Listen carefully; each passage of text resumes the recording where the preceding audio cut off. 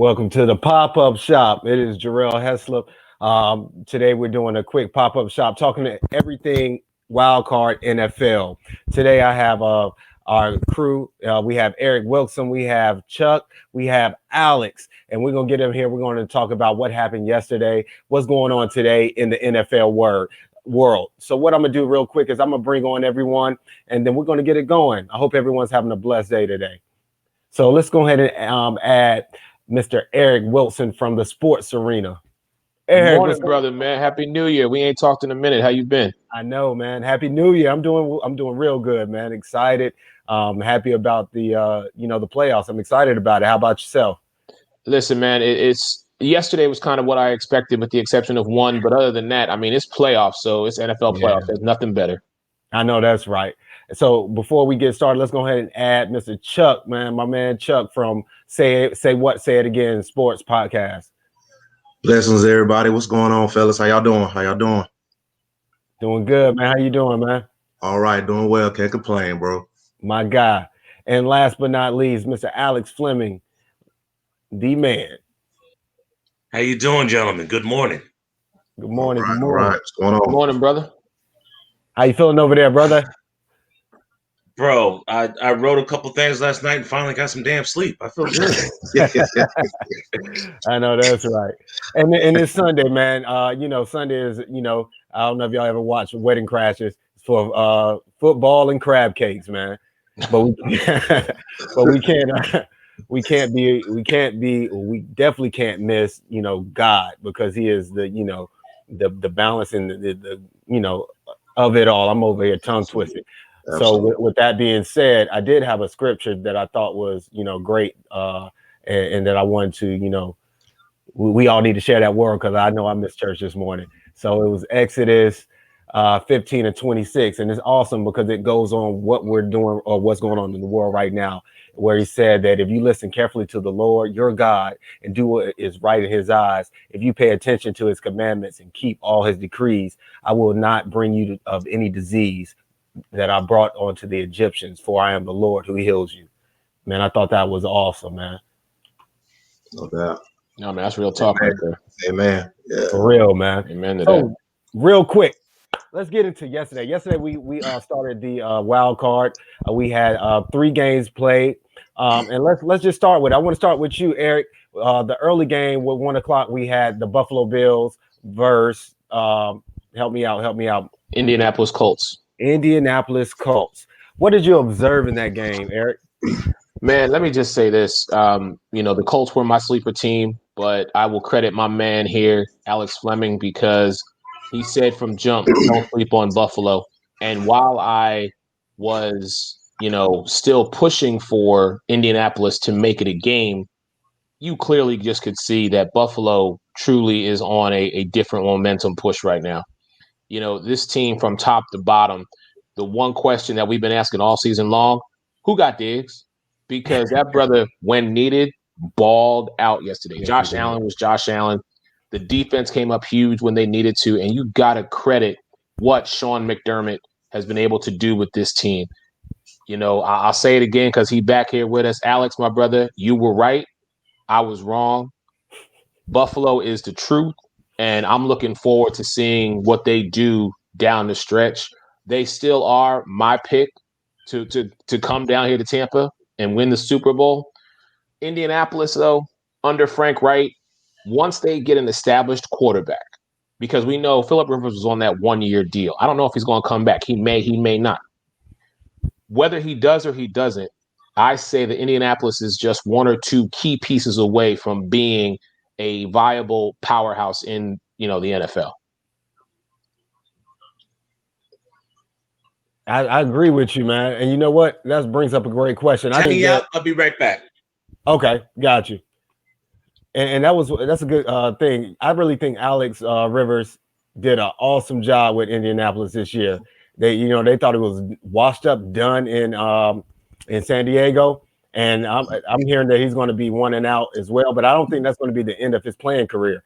I think he has another year and a half left. And if anything, why not, use him with his abilities, because he's still a decent quarterback, Yep. and then bring someone in, you know, let a mentor, you know, the next person in. What you got, Chuck? Yeah. I agree with everything Eric said. Me and the guys were talking last week, and the momentum kind of went how most of us thought. With Indianapolis, their defense, they're very tough defensively. So we knew that Buffalo, it wouldn't be a cakewalk, but we all just figured like Stephon Diggs and Josh Allen, they're just too much. At the end of the day, I'm going to take Josh Allen right now over Philip Rivers is going to be. And two, I think I agree with you, Real. I believe that to me, if they get another quality receiver to complement Hilton, I think they're in there with those young guys they got, because I like the Moss and the Singletary. I'm sorry, not Moss and Singletary, but I like the Hines and the Taylor combination. I like it. Hines is somebody that you can give the ball to in the backfield, but he can go in the slot. He can also play the receiver, but then you can give it to Jackson, and he could just run in between the tackles. So I think that's a good combination. But I think that Buffalo is by far the team that Kansas City needs to worry about. I don't think there's no one else who can do it, but I honestly feel whether they do it or not, I think Buffalo is that team that can dethrone the Chiefs. So I really think they can do it. That's going to be I think it's going to be I think it's going to be going crazy scoring wise.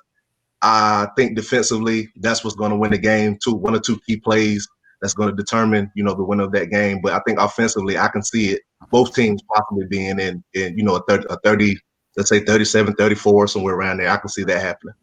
But the Chiefs are something. They're definitely. I believe they can win the Super Bowl if they keep this tandem together and add within the next 3 years at least. Easily. Look like you got something you want to say, Alex. What's up, man?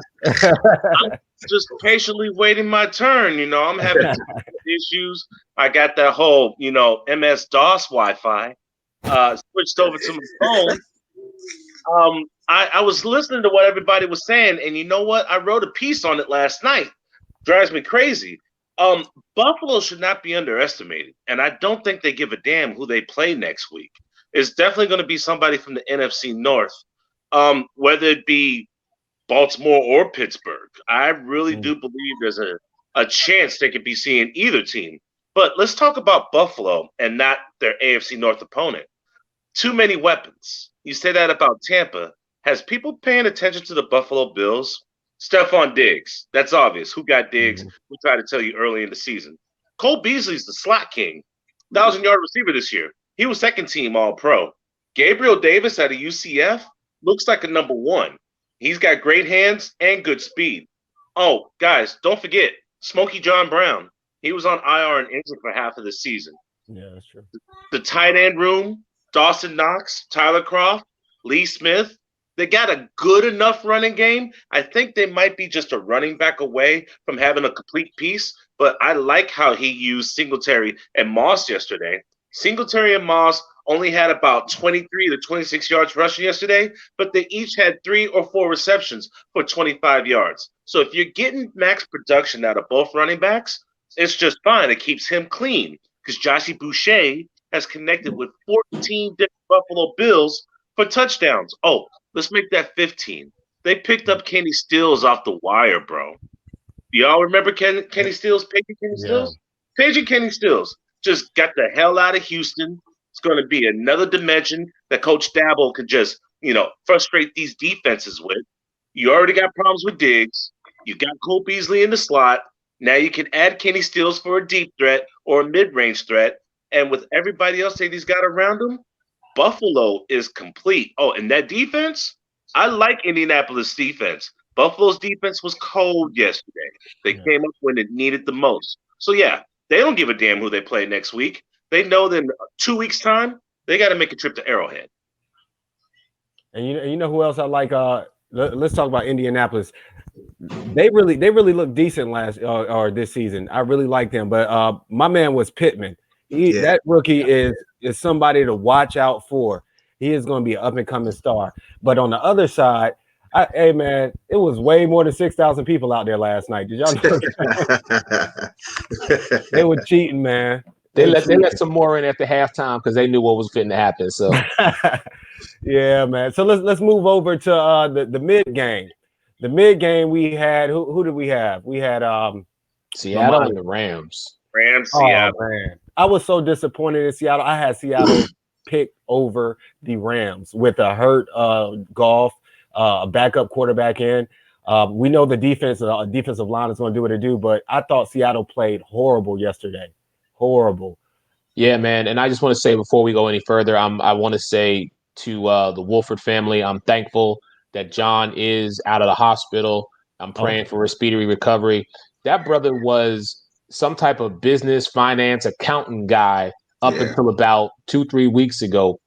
Changed his LinkedIn profile to say NFL starting quarterback, came in and gave them, a breath of life. For him to suffer that kind of injury, I was so mad to see that happen. I'm glad that he's okay. But the Rams, I'll tell you this much. I slept on the Rams just because I didn't see it because of Goff. Cam Akers is going to be Cam Akers. You've got Robert Woods, you've got Cooper Kupp. And, of course, on the defensive side, Aaron Donalds and Jalen Ramsey are the true leaders of that, of that defense. But for them to go into the 12 and just contain Russell Wilson, I haven't even looked to see what his numbers were from yesterday, but I was just like, wow, they swallowed him up every single time. And then, listen, I get DK as a young guy and he's going to mature, but when you're in that type of situation and there's nobody in the stands and everybody can hear you getting frustrated, that just built the Rams' confidence throughout this game. So, I was shocked by it. And I'll be the first to admit I was not expecting the Rams solely because of Jared Goff. I was not expecting them to come away with this victory and it being in the 12. But division games, anything's possible, man. Congrats to the Rams. I actually wasn't shocked at all. This was the coin flip game for me. These two teams know each other too damn well. Rams, Seahawks. If you look the last 4 or 5 years, they're trading W's straight up. The only reason why I even picked Seattle yesterday was because Russell was playing and I thought Goff wasn't. Other than that, you take your pick. Heads you win, tails they lose. But Aaron Donald, one hand sacking people. Jamal Adams not tackling running backs up the middle for touchdowns. Yeah, that little swipe, that's not going to get it done. But come to find out, he needs shoulder surgery and finger surgery. So he wasn't playing at 100% unless he was taking a cheap shot at quarterbacks that were just on LinkedIn. But I actually am happy that the Rams did what they did, because if somebody from my round the way handles some business, I'll be going to a home game next week. Now, real quick, is the Rams defense just that good?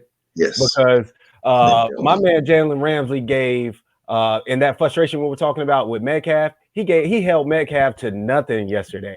Held him to nothing.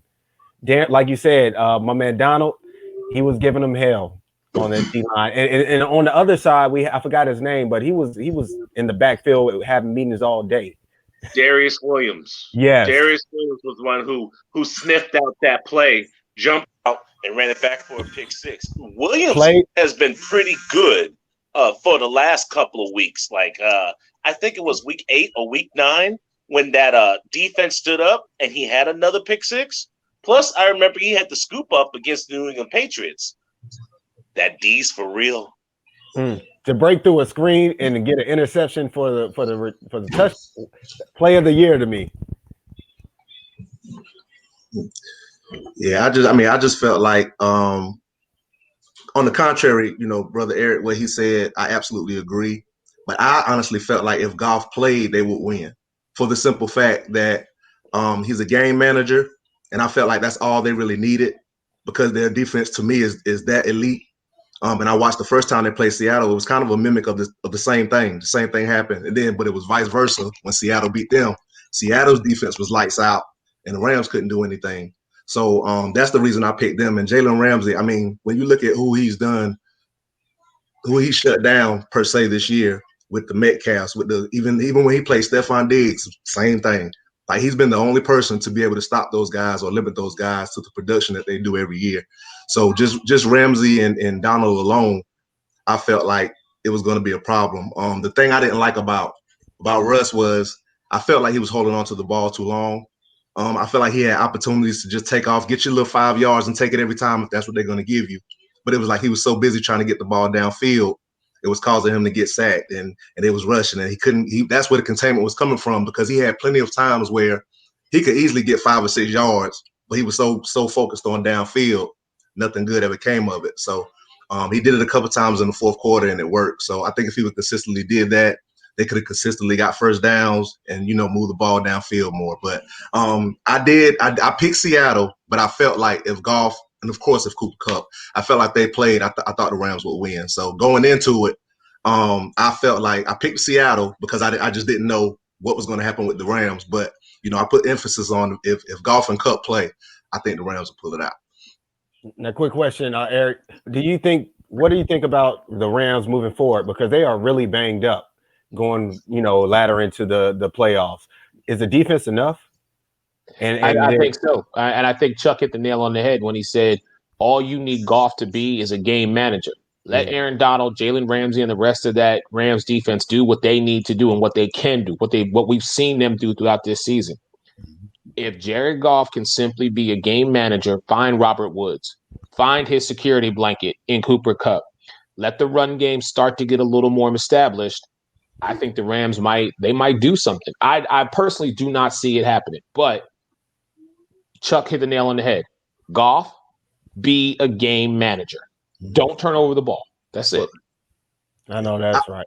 I will say real quick, I think to answer your question, Real, I think they can cause damage, but I think the fact, of course, I think we going there is later on tomorrow with our picks, but I think a lot of their success is going to depend on if Chicago can make this upset, because I don't think they can go into Green Bay in that atmosphere, and I don't think they can. I don't think they'll beat Green Bay. So I think that the games tomorrow is going to depend on how far they can go with me, in my opinion. And we see you, Jared. That's a good point. So let's go into the evening game, and I owe everyone, every Redskin, Deadskin fan, or excuse me, Washington Football Club, apology on the comments that I made on Facebook, LinkedIn, and IG, because I was utterly surprised by the play from the quarterback and how well they played yesterday against Tampa Bay. But what are you guys' thoughts on the Washington and Tampa Bay matchup later yesterday evening? I'll jump in. I'm ready. I'll jump in. All right. Let's stick with Washington first. First and foremost, shout out to the Washington football team. I will have no bad mouthing them. They played their hearts out, and that defense is legit. They are a linebacker and a safety away from being a real problem in the NFC. Chase Young only had 3 tackles, so what? He stymied the game. He was the leader and the general on that defense. Think about it. Tom Brady threw for about 380. They ran for $142. They only had 31 points. Gave up 3 touchdowns. The rest were on field goals. That's a defense. There's no crappy teams in the playoffs. Let me say that again. There are no SHI teams in the playoffs. And everybody thought Tampa Bay was going to come in and blow them out. Now, don't get me wrong. Brady had a good game. You saw my man AB catch a touchdown. Godwin was Godwin, and Fournette had a decent game, 93 yards and a couple of receptions. He was worth 23 fantasy points. But Taylor Heineke, third string, fourth string quarterback, coming in, giving you 352 yards of total offense, hitting people up, taking a chance, missing defenders trying to sack them, and running. That was an IG special right there. He got on his boot scooting boogie. Bro, Washington is a quarterback, a lineman, a wide receiver, and a linebacker away from being a real threat. They're close. I have to agree with Alex. I take nothing away from this organization, and I'm giving it all to Ron Rivera. Ron Rivera has shown that no matter where he goes, be it Carolina or now in Washington, he is going to get his people who are going to buy into his system, and they are going to produce. Listen, we never heard of Taylor Heineke before this week, okay? For him to come in and basically leave it all on the field yesterday, that man has earned my respect. Yes, you are in my division, but brother, I'll be honest with you. If you have that much heart coming in now and Ron Rivera goes out what we know him to do in the draft and pick up the necessary pieces that Alex spoke of, I'm scared. I'll be real talk. I'm scared. I'm gonna tell you right now, I'm scared. I don't want to see them. But I want to flip over. I want to flip over to Tampa and say something that I haven't said until just now. Ladies and gentlemen, Tom Brady, January playoffs. Get ready. Yeah. Because what we saw him do last night is what we've seen him do over his entire career. He has now elevated himself and his team to that next level. I don't know where they're going next. And to Alex's point, yes, if things do happen in 2 weeks, the NFC Championship game could very well be in Tampa. That right there should be all you need to know about what Bruce Arian, Byron Leftwich, Todd Bowles, the whole entire coaching staff, and the list of Tampa Bay players who are geared up for this playoff run. Now, real quick, were you about to say something, Chuck? Oh, you good. Now, Jared, one of our viewers brings up something interesting. I thought about this yesterday while Tyler was playing as well. Now, I know about Tyler because he was in Carolina last year, and he took over when Cam Newton was down. He did pretty good, and I thought we were going to keep him on, but he, rolled with Coach Rivera. So he, like I said earlier, his stock is rising. He looks very good, and if they don't keep him, I don't think Alex Smith would have played the same type of game. I don't think they would have even been in the game the way they were yesterday if Alex Smith played. I really don't. Now, I'm not taking anything from Alex Smith, but Heineke came in there, and this is why I like my man Hurts in Philly. He plays with heart. He's a gladiator. He's a warrior, and that's exactly what they showed on the field yesterday. What do y'all feel about that, though? I was just going to say I agree with you. I do think if Alex Smith played, I actually don't think the game would have been as close as it was. I think Heineke was able to bring some explosiveness that Alex Smith doesn't have with throwing the ball downfield. Alex Smith is another game manager. He's not one that's going to toss the ball, 30, 35-yard passes. That's not what he do. But Heineken was able to, and even Heineken with his legs, that was impressive. Alex Smith just doesn't do any of that. So, just standing in that pocket and letting that Tampa Bay defense get after you, I don't think they would have had the same success. But the thing that impressed me most about Heineken was the fact that, you can see he was laboring. And for him to still come out there and still, come down, got a touchdown and still had another chance to drive the ball. And I mean, he did well, but Tampa Bay defense stepped up. That was the most impressive about me. So I feel like going forward, who knows what Alex Smith is going to do.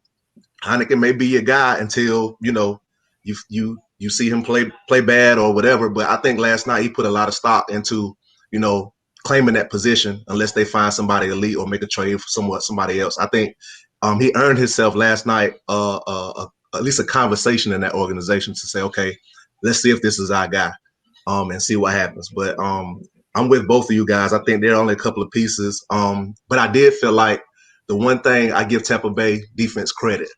I felt like Washington had a small shot, but Tampa Bay shut it down. Because I felt like if Gibson could get off, if McKissick can get off and slow that game down and not let Brady have the ball that much, I felt like they had a small chance. But they shut the running game down. It was Heineken throwing the ball. Gibson and McKissick wasn't able to do much at all. I felt like that was their only shot to be successful in that game. Real talk, just kind of piggyback off of that. We're missing Vita Vea, bro. That's Roches Nuches that's playing in Vita Vea's spot. If Vita Vea was here during the year, you can drop one of those losses. They were 11-5 this year. With Vita Vea, borderline 13-3, 12-4. You're not running on us. They take it personally. And as far as the weapons, I've said it one too many times. Evans had a great day. 6 catches, 119. Antonio Brown, who's going to cover him? Nobody to check him. Godwin, he's not a number 2. He's a 1B. Great. Gronk. Rojo when he comes back. Keyshawn Vaughn quit that damn fumbling. Leonard Fournette, hey, Tanner Hudson on the bench is quiet as kept. Too many weapons. And you know what? Two things that I picked up from the game. We have to keep in mind that Tampa Bay does, they have some, brought in Tom, they brought in Brown, Gronk, but they have a lot of young players that are inexperienced in the playoffs. I think they got them jitters off of them yesterday because, Godwin, he doesn't drop that many balls. Come on, man. And on top of that, JPP, that's one of my comeback players of the year. He's playing like he has two good hands. But yesterday I didn't. Yesterday I did not see what I saw from him throughout the whole season. I was kind of disappointed in their defense, to be honest with you. I don't know if y'all saw it. Oh yeah. But going forward, if they don't pick it up, you know what I'm saying, they can take out the Saints, but that defense will definitely need to help out the offense and complement them. Any true, honest Tampa Bay Buck fan are cheering for Chicago today. We don't want to see the Saints 3 times. Now, don't get me wrong. You got that bravado. You got that ego that says, we want the Saints. We want the Saints. No, because the first time was better than the second time. We would much rather handle business with the Rams because we got a receipt for them. Right. I know that's right. So let's talk about today, and let's bring up the schedule if we can. So today we're going into the second 3-day wild card. We have at 1 o'clock Baltimore and Tennessee. Let's stop real quick in Tennessee and talk about this one. And let's start with you, Alex. Man. All right.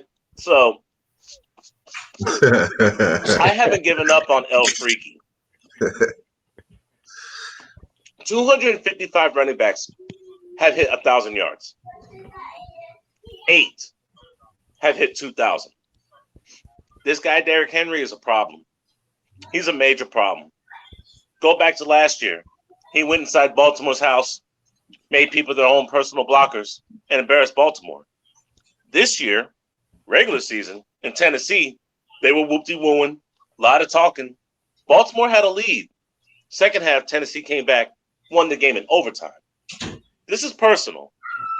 People already calling Lamar Jackson a running back. Didn't think he deserved MVP.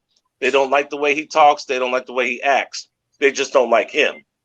He's the youngest ever quarterback to ever play a playoff game. But you know what? That also makes him the youngest ever to lose a playoff game. He wasn't ready for the keys whenever he had to play the Los Angeles Chargers. And with all the expectations on him at 14-2, they were mad when he lost. He needs to change his fortunes because people are going to say that he's a bust. And I think Baltimore plays better with their backs against the wall. I got Baltimore this evening. Man, that's a hard pill to swallow when you're looking at 2 11-5 teams. And on one hand, you've got the rebirth, if you will, of Ryan Tannehill, a guy who so many people say you'll be a backup quarterback for the rest of your life as long as you play in this league. He has now started for Tennessee and played well under Mike Vrabel. And then you throw in King Henry, who at any given time, he gets that motor running, it's like a semi rolling over a Volkswagen Beetle. That's exactly what it is. I don't care what defender you are. I would say very few defenders can try and contain this man. But I cannot in good conscience ignore what Lamar Jackson, Gus the Bus, Mark Andrews, Hollywood Brown. John Harbaugh is, to me, the kind of coach that, I'm just going to say it, people like us want to play for. Yeah. He understands our mentality. He understands our character. And the most important thing is he lets us be us. He don't worry about all that talk, all that whoop-de-woo that Alex was talking about. Come in, show me what you can do. We're going to play to those strengths, and then we're going to go shut it down. That's what we're going to do. So, I mean, to me, this is a coin flip game. I just feel like I give the edge to Baltimore solely because of the points that Alex made. This is personal for them. And I don't want Baltimore to play with a huge chip on their shoulder. But I want them to play with that intensity like, we will not be disrespected by this team. They took care of us last year. We took them to overtime this year. What does that say? That says now we're getting inside their head. So now let's return the favor, go into their house, and beat them today. Yeah, I'm with you guys. It's kind of like you can go either way where you want to go with it. As a Dolphins fan, I'm piggybacking off Eric. I'm looking at Tannehill and I'm like, bruh, God, man. Whoa, if I could just rewind time and get this guy back. But the first time they played each other, I think it was 30 to 27. Derrick Henry went crazy. And that particular game, Tannehill wasn't the Tannehill that we're seeing. He played well, but he wasn't the Tannehill that we're seeing. And they still edged it out by 3 points. So now I'm looking at it like, okay, Tannehill has obviously elevated his game in every aspect of it. Henry's still doing Henry. I'm looking at Corey Davis and AJ. I'm like, I don't know. But then on the flip side, to me, Hollywood Brown has to be elite because Lamar doesn't have really too many options. So when they do have to throw the ball, he has to create separation. He has to get open. He has to be that guy. Andrews is going to get his. I don't think there's nothing they can do about Andrews. But Hollywood Brown has to be elite. He can't drop passes. He can't do any of that stuff. He has to play as perfect as he can. Lamar has to be Lamar. Take what they give you. And I feel like he needs to throw outside the lines more. I think everybody's been talking about that all season. It's some risk he's going to have to take sometime when they're sitting on the run and not letting him and Dobbins and Gus and them guys, they're sitting on that. So take some chances. Try to loosen it up. See what you can get. But I'm gonna take I'm gonna take Tennessee. I'm gonna take Tennessee. For the simple fact, I don't think they have an answer for Henry, and I think the X factor is Tannehill. I think Tannehill can put him over the top with the way he's been playing. So I'm not confident in it by any means, but I'm gonna go with Tennessee. I'm gonna go with Tennessee. Now These teams. Now go ahead. I'm sorry. These teams are a lot alike. Baltimore yards per play 5.9. Tennessee 6.2. Rush yards per game. Baltimore 191. Tennessee 171. Passing yards per game. Baltimore 171.9. Tennessee 220. They're mirror images. Got you. Right. Now, real quick, I'm just with you guys. It's a toss-up. I'm with you too, Corey. It's a toss-up about this game. Now, just like you said, Chuck, Tannehill could be a deciding factor. He can also be, in my eyes, the one that hurt him as well. Thanks. So I'm going to go with you. I'm going to go with Tennessee because even though Tannehill can make or break them, I think if you can't stop him on defense as far as the Ravens, as when I'm talking about Henry, I think Henry's going to run all over the team today. But I do have before we move on to the next question, we have a viewer. Matter of fact, this is Macuzzo, Jeffrey Oaks. He has a question for you guys. Please explain to him the hype over Tannehill praise. When teams are worried about the the run is easy to pass 5 to 7 yards. I mean, here's what I'll say in regards to that. Ryan Tannehill came into the league, and you know as well as anybody, when a prospect comes into the league, especially at the quarterback position, there's a certain level of expectation. And I think in the middle of his career, Ryan Tannehill just wasn't that. Maybe it was the beginning of his career. Mm-hmm. And so he had to take a step back and reinvent himself. He had to get in the right system. A lot of times we see quarterbacks, they play under one coach or they play under one system, and they're not playing well. And people are like, well, what's the problem? It has to be the quarterback because we know this coach to be a good coach. We know this coach to be able to produce great talent. So why are you not working in that system? And I think that's the thing. It's the system itself.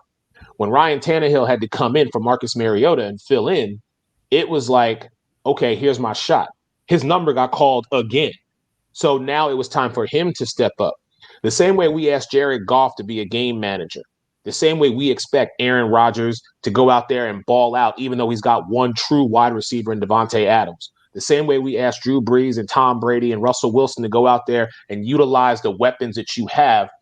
Ryan Tannehill has decided that I'm not going to let my legacy be I was a one and done or I was a bust. So when he got with Rabel and he got with the right crew, it was like, okay, this is my second chance, if you will. I'm not screwing this up. I'm not going to be the reason that y'all say Tennessee cannot be a playoff team. Get me the weapons I need and let me show you what I can do. So that's why there's that praise for him. There's that level of confidence. I don't care if he's chucking it 5-7 yards or if he's throwing it 15 or if he's throwing it 20 yards. It's the fact that they're winning. And I think when you're winning and you're showing that consistency, then you've got to put respect on the brother's name.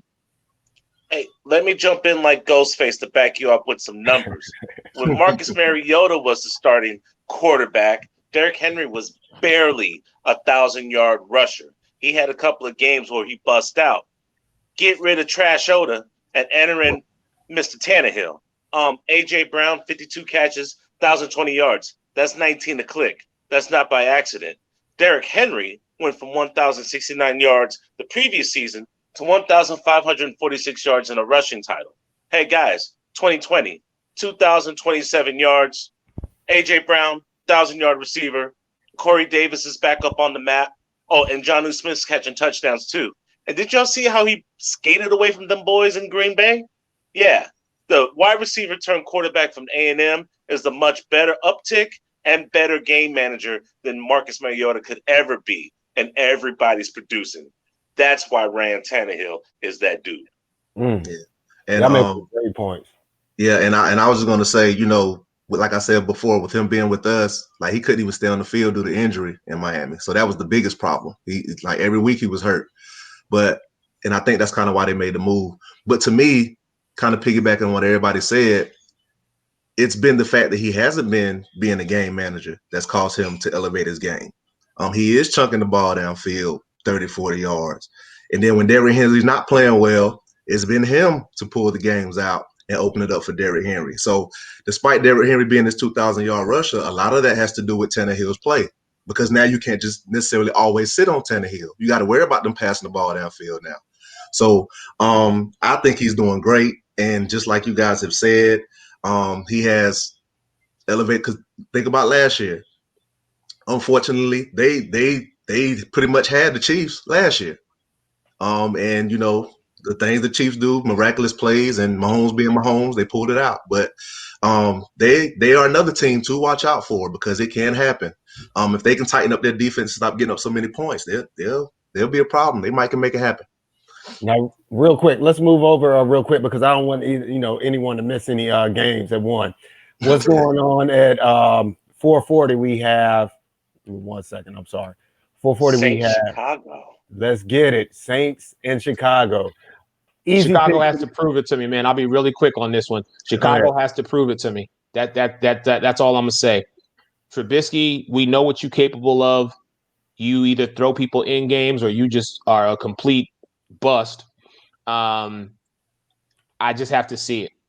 And as far as I'm concerned, when it comes to the Saints, as long as the Jenkins boys are playing, Trubisky gonna have a long day. Because if it ain't Malcolm, it's gonna be Janoris. That Saints. That's it. Yeah, and real quick, I got the Saints as well, and I think the worst thing for Chicago that could have happened is for Kamara just to be for him. If it had been yesterday, they might have had to one day away. I think they should have played yesterday, but Kamara's coming back, and you know he's going to be an animal after having a 6-touchdown game, and then he couldn't play last week, so he's going to be on a mission. Emmanuel Sanders is going to have to come up big. I can see that happening. Is Michael Thomas playing today?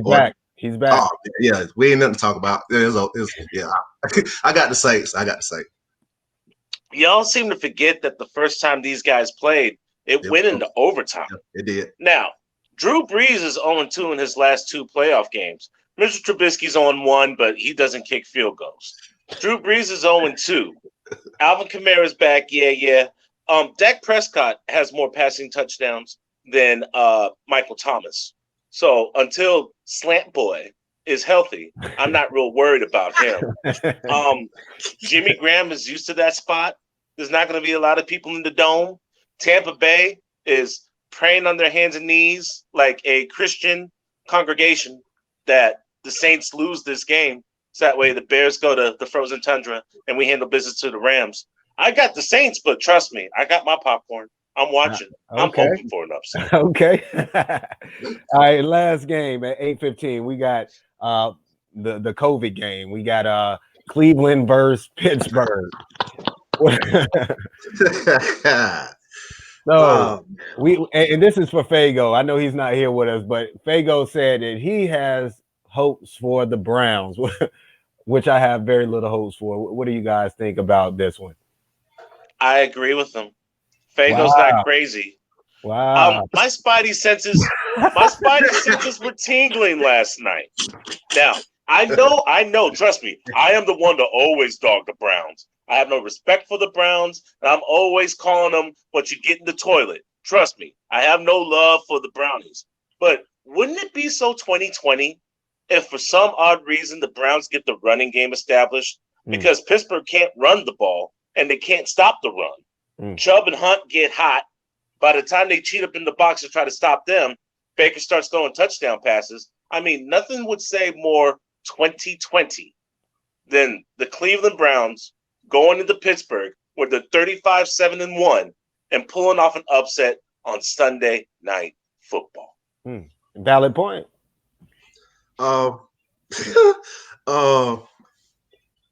Being honest, I want the upset to happen. I do. But I just don't believe in Baker Mayfield. I don't.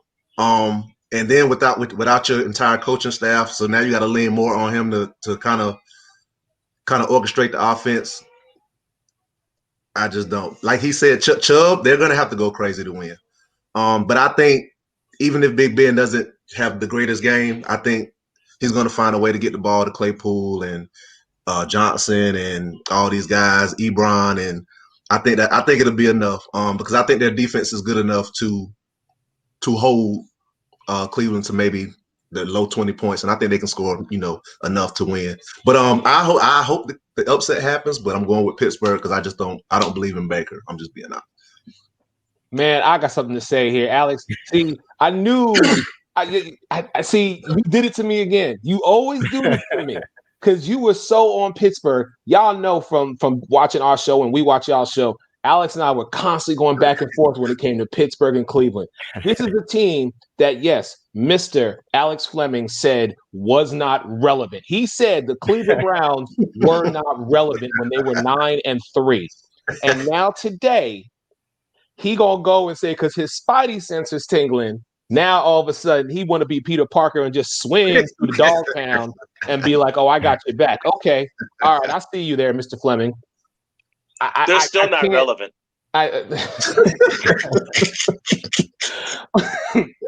Listen, I have been on Cleveland very much like you, Chuck. I don't trust Baker Mayfield. I trust everybody else. Right. I don't trust Baker Mayfield. What I will say is simply this about this game today. If Baker wants to establish himself as a leader, then you do it today. Yeah.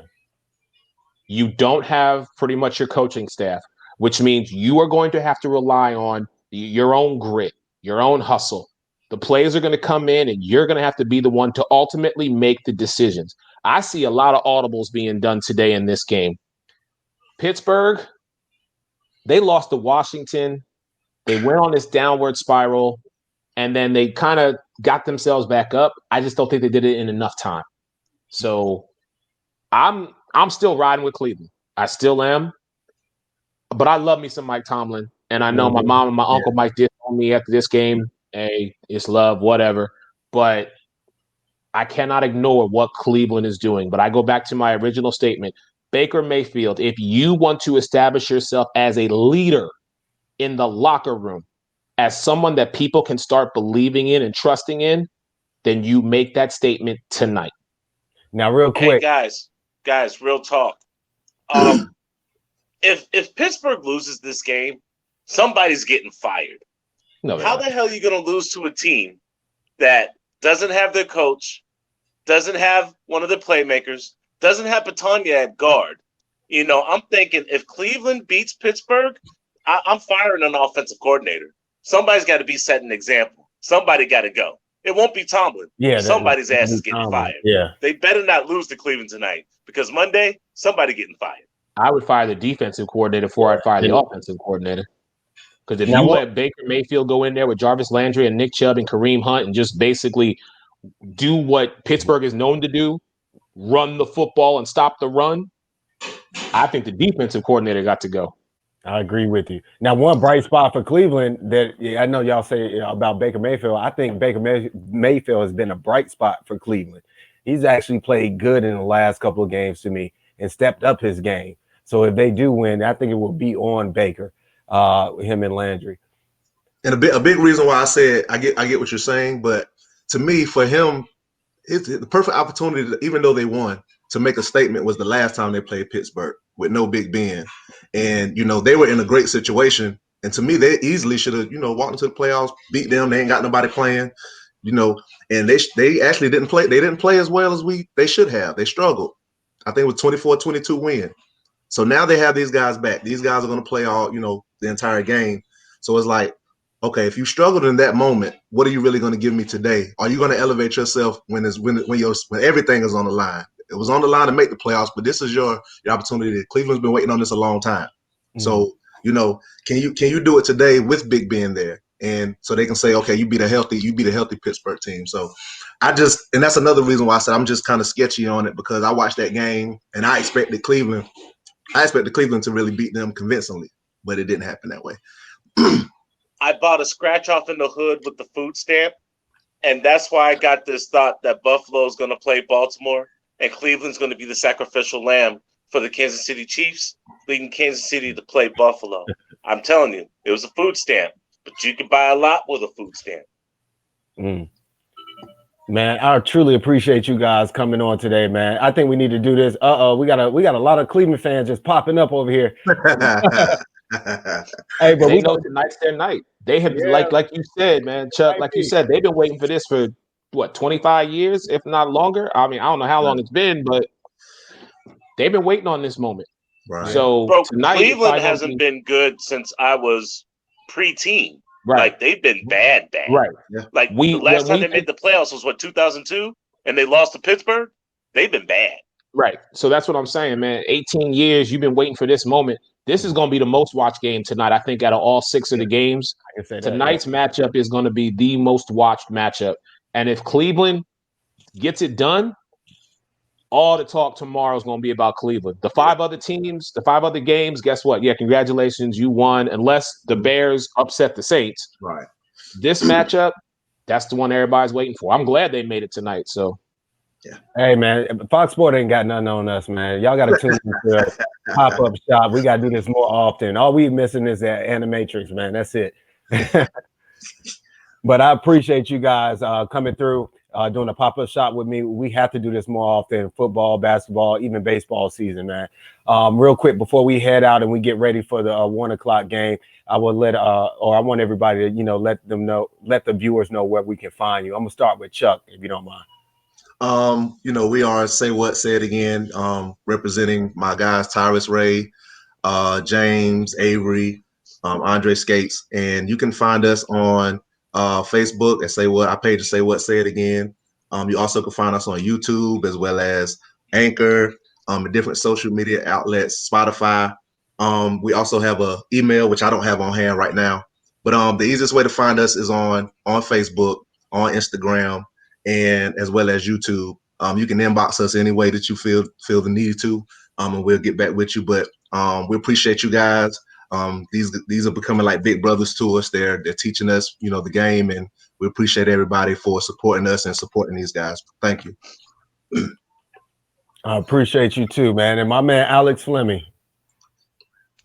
Fantasy and Flavors, Magic Perspective, Raptor Report, Sports Arena, Journey with the Jays, NFL Carousel, ALXFLMG. That's Twitter. I was banned from Facebook. I was talking on Twitter. Well Whistle Production, because I got your 6. Premieres this Saturday. Florida Sun Review, Central Florida's oldest Black living newspaper. Raptor Report. I'm a boring guy. The man. And my man Eric Wilson.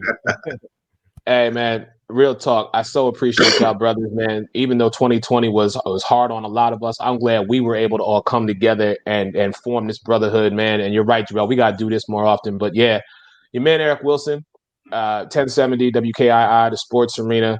I mean, I work with my brother Alex Fleming. Y'all see us all the time. We got some really big things coming up. But You can find me on Facebook, Twitter, Instagram, LinkedIn, YouTube. I'm trying to get into this Clubhouse app, whatever it is, but I think it's only for iPhone users. I can't even get into that because I got to get an iPhone. So if you make one for Samsung, no, I'm on the first thing smoking. Every Monday night, 10 p.m., it's live. Anybody, always, as I always say, you welcome to join. And like my brother Alex says on the carousel, hey, either you on or you off. Hey. Now, real quick, before we leave, I got to give you guys your flowers. Going around to my hometown, Fayetteville, even when I'm outside of Fayetteville, I'm back in Raleigh or any other city, I'm running into a lot of people, and there's giving a lot of credit. Hey man, we watch your show, we watch your friends' shows, and we catching stuff that we don't get to see because most of our people work. So they're able to see a lot of, get a lot of information from games, what's going on in the sports world through us. So we, just want to give you guys your flowers. You got a lot of people watching from North Carolina, and keep doing it, man. Keep grinding.